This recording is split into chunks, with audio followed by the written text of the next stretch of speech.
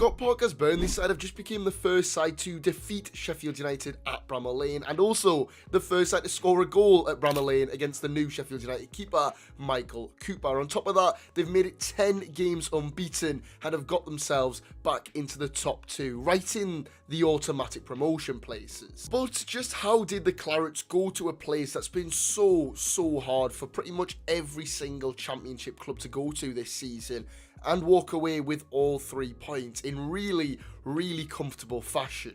Well, lucky for you guys, we're going to be sitting down and breaking down the game and looking at all the big talking points from a tactical point of view and some of the players that have really impressed me for Burnley as of late, from the bizarre attacking tactics of Chris Wilder, in which saw his side really struggle to do anything of note against Burnley, and then also looking at things like individuals that performed, the way in which Burnley have become so solid out of possession, and many more different things. So if you do enjoy, please leave a like and subscribe, and let's get into it. Just before we properly get going, I do want to say that Burnley didn't necessarily dominate it entirely. You know, YouTube titles do have to look a bit attractive, so I've gone with dominate, but really it wasn't necessarily a domination. But Burnley did control the game in pretty much its entirety. Sheffield United never really troubled the Clarets, so yeah, I just wanted to put that out there. I want to start off by pulling up the tactics board and looking at how the two sides set up and really delving into how Burnley set up defensively to really limit Sheffield United and prevent them from creating any real opportunities. I mean, the Blades only had 2 shots out of their total 9 from inside the 18-yard box. As you can see here, Burnley set up in their usual 4-2-3-1, and alongside that as well, Sheffield United also set up with what is very typically their 4-2-3-1. Sometimes it changes to more of a 4-4-1-1 or a 4-5-1, but you know, they match systems today in terms of the formation setup. However, something I really did like about Burnley's setup is how they set the team up when they had the ball. I thought Scott Parker showed a lot of adaptability and changed things a little bit for Burnley today, and I think it worked really well. When Burnley have been playing out, they've rotated from maybe more of a 2-3 with maybe something a little bit more like this, you know, where you've got CJ and Maximus Stevie playing as the 2 central centre-backs, and then you have someone like Josh Cullen and maybe Josh Laurent, or Josh Cullen and Connor Roberts playing in here, with Bashar Humphries also supporting it. And it can be a really nice 2-3, and especially when Burnley are playing against the lower sides who aren't going to press them too high, they can afford to do this and get a lot more bodies bombing forward and really attacking the opposition. However, today it looked a little bit more like this a lot more often. It looked a little bit more of a 3-1-1, if that makes much sense. You know, you had Josh Cullen or Josh Laurent picking up this central space a lot of the time. Then you had Maximus Stevie and CJ Egan-Riley playing as the kind of 2 wide centre-backs, with, again, whoever didn't go in there in Josh Cullen or Josh Laurent came into midfield. You then had maybe Bramall a little bit further forward, and then you had Connor Roberts kind of bombing forward a little bit or coming inside to support this little dynamic here. Now, you may be wondering, why would you do that? Why would you go to a 3-1 rather than playing the 2-3? And I mean, not only does it offer defensive security, which we'll get on in a little bit, but it also ensures that Burnley had a really capable ball player in that back line. Now, that's not to say Maximus Stevie and CJ aren't good ball players. I mean, they're the 2 biggest ball progressors into the final third for Burnley in the championship this season. But having a midfielder like Cullen, like Laurent, who can play them good passes into wide areas, have a good passing range, are really composed in possession, just allows them to have a little bit more security when building out, obviously against a really good side like Sheffield United, who will, you know, they're not scared to come up against Burnley, especially not at home, and they will really try and press Burnley and get the most out of them. So I did like this, and what I liked even more was that it was a little bit fluid, because as much as it was, you know, a 3-1-1 at times, or maybe more of a 3-2 with, you know, maybe Bramall getting really up there and supporting the striker, it also at times became that 2 at the back, and Burnley weren't scared to just up the tempo. When Burnley saw an opportunity to get going and fly forward, if they thought that Sheffield United were there for the taking and there was little gaps popping up in central spaces, Burnley would go to a 2-3 and really try and push themselves forward and get as many bodies forward as they possibly can. And I really really did like that. And I think that the fluidity and the ability for Burnley to interchange through that is something that is really good to see from Park, and obviously something that he's tried to implement through training and all that sort of stuff. However, when it was that 3-1 in the way in which Burnley were playing out, like I said, he had Maximus Esteve there, Josh Cullen and Josh Laurent there, and then the other one being there, and then CJ Egan-Riley here, it meant that they could have this 6-man front line. And obviously Bashir Humphries is going up here, Hannibal's coming central, which I'm going to delve into in a bit more depth later on in that kind of deployment of Hannibal there in recent games. But it did mean that we had, you know, Humphries was flying up and down here and giving him that license to just get forward. And although he's naturally a left-footed centre-half, he's played left-back this season, and he has been really, really solid, and I've really liked him. Although he doesn't, for some reason, he just doesn't look like a conventional footballer. He doesn't really look too comfortable at times, but he's really, really comfortable, and he was really good again today. And then obviously we had Hannibal as almost a false winger, and them two were linking up superbly. But to move away from the beloved tactics board that we've started to use a little bit more lately, I want to go in on one individual, and that is the one that I was just talking about there in Hannibal Mejbri, because he has had a bit of a tough time at Burnley. You know, I think he started something like 9 games before the Watford game in December for the Clarets, and hasn't really got himself a cemented spot. However, Parker came in and put him in as a false winger in the most recent games. I think it's the last 2 games now he's played as this winger who becomes really a second number 10 in possession, and he has been superb. Hannibal's off-ball work has always been exceptional whenever he's played for Burnley in this season, and that's what makes him so good for Scott Parker's football. He works so hard and really, really does get stuck in.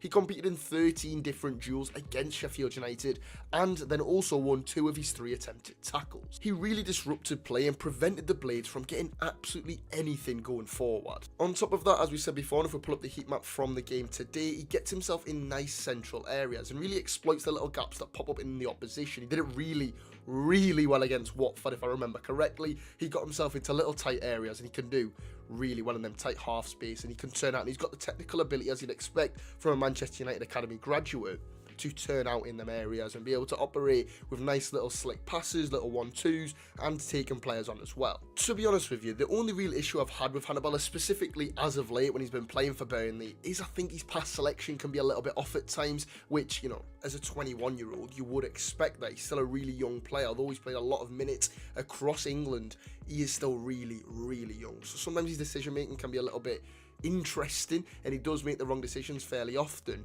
I think that also comes hand in hand with not just age, but also the fact that he tries magic things. He has the ability to make things happen and be a game changer at times. So I think that pass selection maybe isn't necessarily him just not knowing what to do. It's maybe more so him trying to do the spectacular. So I think as he gets older, he'll refine that a bit and get a little bit better in choosing when to play their moments.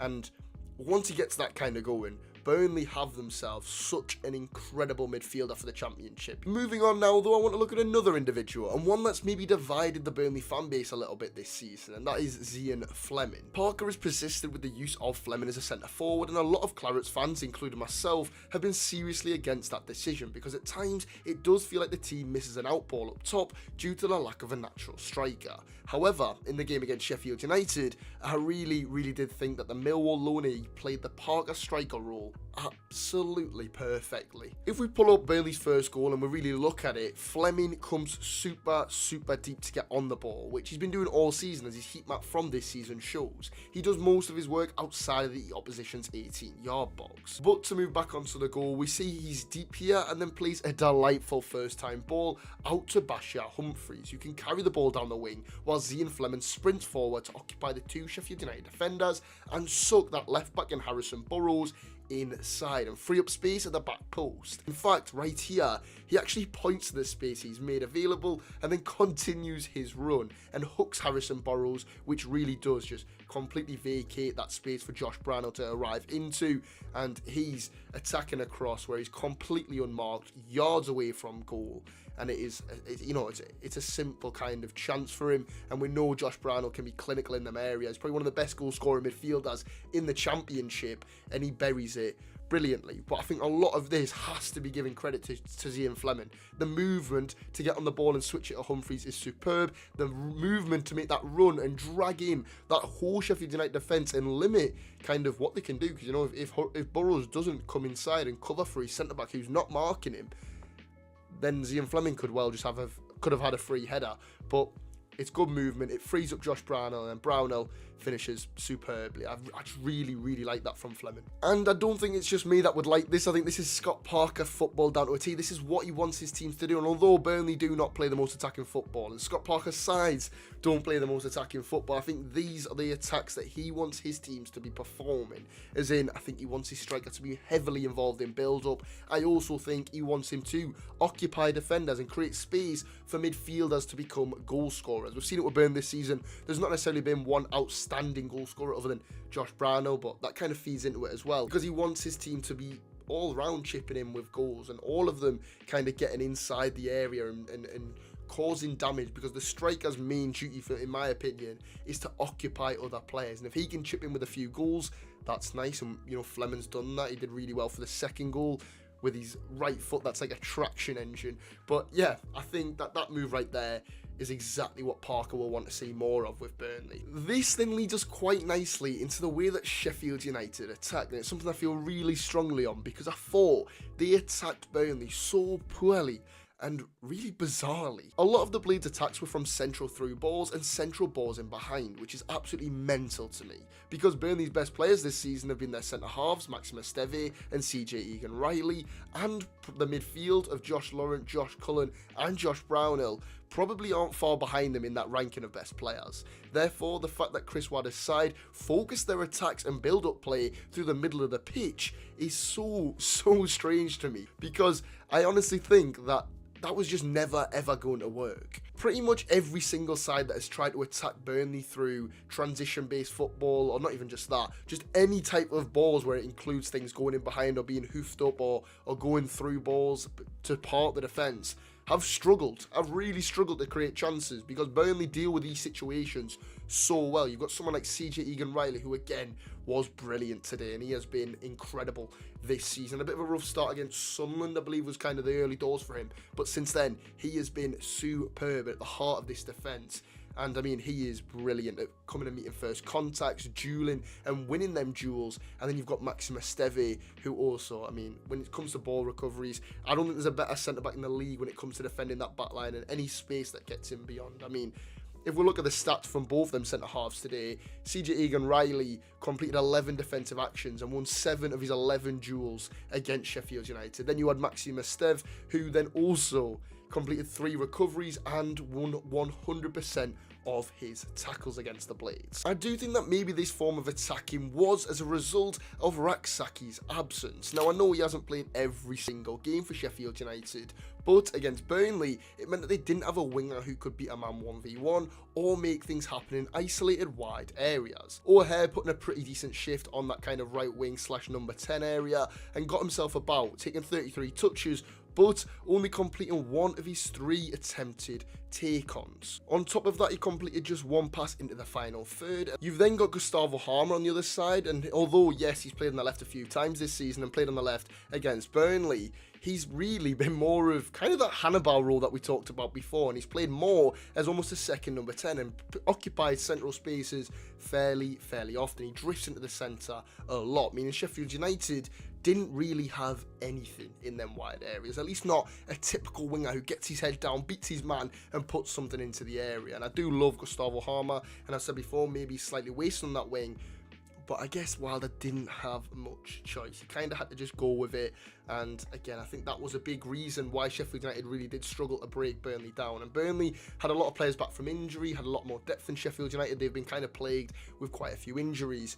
So again, I'll give the benefit of the doubt to Chris Wilder today, because it wasn't, I can't imagine Wilder doing this so wrong and trying to break through Burnley centrally, where Burnley are the strongest, and seeing it pan out and not changing something if he could have changed something. I mean, Sheffield United were limited to shots pretty much all outside the box, as I mentioned before. And again, as I mentioned before, their shots came at an average of just 0.08 XG per shot, which obviously is really low and didn't really do too much damage with them shots, and also highlights that a lot of them shots were just pop shots. I think they had one header potentially that was 0.42 xg, which took up the majority of their 0.77 xg. Wow, that's a lot of XG in that I've just said there. I'm really surprised I didn't mess that up. But yeah, I think they were massively limited. And again, I think Chris Wilder, if he could have changed something, probably would have. However, I don't want to take credit away from Scott Parker or Burnley. And I think Burnley's defence has been outrageous this season. I think anyone can see that. I mean, they've been absolutely ridiculous without the ball, both pressing, both in the midfield, both specifically at the back, shipping barely any goals. So I think although Chris Wilder could have potentially changed it, there's no guarantee that Burnley would have conceded. It felt like today the game could have gone on for another 180 minutes and Burnley probably still wouldn't have conceded. But yeah, I want to delve into how good Scott Parker has his team set up out of possession now. This season, the Clarets have the second most clean sheets in the league, the least goals conceded per match, the second least XG conceded, and the 6th most possession wins in the final third per 90. Now, them stats are absolutely mental, like genuinely insane. And I think it really does stem from how Burnley sets up when they don't have the ball. This season we've seen this 5 at the back that we saw today quite often once teams kind of penetrate Burnley and get into the final third. We have Jaden Anthony coming at a right back and then Connor Roberts moving from his right back position into a more third centre half role. This allows Burnley's right centre half and left centre half to team up with their full back and really nullify the opposition's wingers, but also creates a defensive block and becomes really tough in the central area. It means that teams have to get through so many bodies in that midfield if they really want to get at Burnley. They can't really get at them centrally, and then when they don't have the ball, Burnley are so well drilled that they know exactly when to shuffle over, they know who players commit to things. And yeah, it's really good, to put it quite short. On top of that though, it also transitions really nicely when the Clarets are pushing a team further up the pitch and trying to press high up, as it merges into more of a 4-3-3 to again protect them central spaces. Burnley really do kind of compact the central area, and I said it today again, I was really surprised when Sheffield United tried to go through the middle, because Burnley aren't just full of quality there, they're so compact and so well drilled in them areas. And the kind of setup that Parker goes with it, whether it is that 5 at the back a little bit deeper on or the 4-3-3 further on up the pitch, it works so well because of how well drilled Parker has that side. But it's not just about Parker, obviously. Burnley do have a really good squad for this level, and when you look at some of the players Burnley have in the squad, it is full of hard-working players that are ready to do the hard yards and cover large volumes of ground. I mean, they've got players like Josh Brownhill, Josh Laurent, Hannibal Mejbri, Connor Roberts, Luca Coliojo, Jay Rodriguez, Jeremy Sarmiento, Lyle Foster, and quite a few others who are a pack of real grafters and will fight for the badge and fight to compete for every duel and run to press the goalkeeper from their own box if they've got to. Burnley have got a squad that does feel very Scott Parkery. Scott Parkery, that's what we're going with. I feel like they are all very well moulded into what Scott Parker wants from his players. And obviously, on top of that, you've got some great quality players who will, you know, do damage. Like we saw Josh Brownhill did today. We saw Bashir Humphreys did. We saw against Watford. Again, Josh Brownhill did it in that game. They've got players full of quality. And on top of that, like I said, workhorses. All in all, though, I thought Burnley were really good in this game. And although they didn't create too many chances, although they never really do create a mass amount of chances, they were dangerous whenever they got the ball. They looked scary. Whereas Sheffield United, when they went the other way, Burnley never looked in trouble.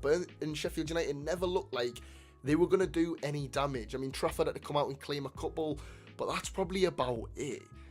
I think Burnley really did control this game, and when it got to the latter stages, it was so professional, and probably one of the best performances you can ask for an away team going to top of the league, especially when you're fighting with Sheffield United probably later in the season for the top 2 spot and possibly the title. I thought Scott Parker got it bang on, and I have been one of his biggest critics. Well, maybe not the biggest, but I have criticised him this season. I've criticised some of his decisions, and he got it bang on today. It wasn't domination, but Burnley were definitely firmly in control and controlled that game as an entirety. So yeah, if you did enjoy today's video, please leave a like and subscribe. I hope you had a very Merry Christmas. The lights probably will be down by the next video, and I'll see you in the next one. Peace.